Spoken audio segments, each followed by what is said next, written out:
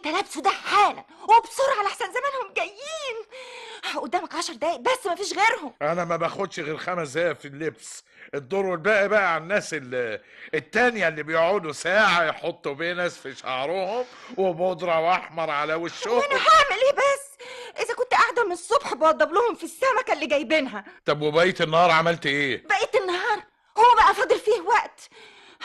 هو انت مستهون السمكه اللي اصطادها عمك وجابها لنا عشان نعزمه عليها؟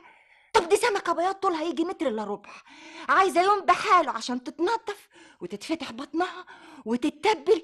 قال بقيت النهار قال يا سلام. هو انت حاسس بالتعب اللي انا فيه ده؟ انا هد عيني يا جلال، انا هد عيني طول النهار واقفه على رجلي.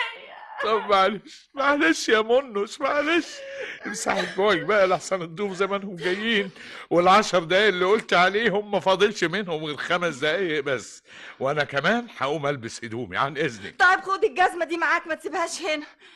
انا لو منك كنت غيرت الشراب اللي انت لابسه ده. ده انا لسه مغسول امبارح يا منيرة. ما هو كفايه عليه يوم واحد يا جلال. حاضر يا ستي حاضر هغيره. قال بقيت النهار قال راح فين؟ طب ده انا طول النهار عماله الف حوالين نفسي زي ما اكون بدور في طاحونه. منيرة فين القميص الازرق بتاعي؟ في الغسيل يا جلال، انا حاطه لك القميص الابيض بداله، الازرق اتوسخ. غسيل وتنظيف وكسر ومسح يا رب دي حياه الست وبرضه مش عارف. القميص الابيض مش هينفع يا منيرة. لا هينفع يا جلال، هينفع. هينفع ازاي بس؟ اذا كانت الكمام ما فيهاش زراير، الكمين ما فيهمش زراير. اهو شوف يا ما هو انت لو كنت سمعت كلامي وابتديت تلبس من بدري زي ما قلت لك كنت اقدر اخيط لك الزراير، انما تجيلي على اخر لحظه وتقول لي الكلام ده.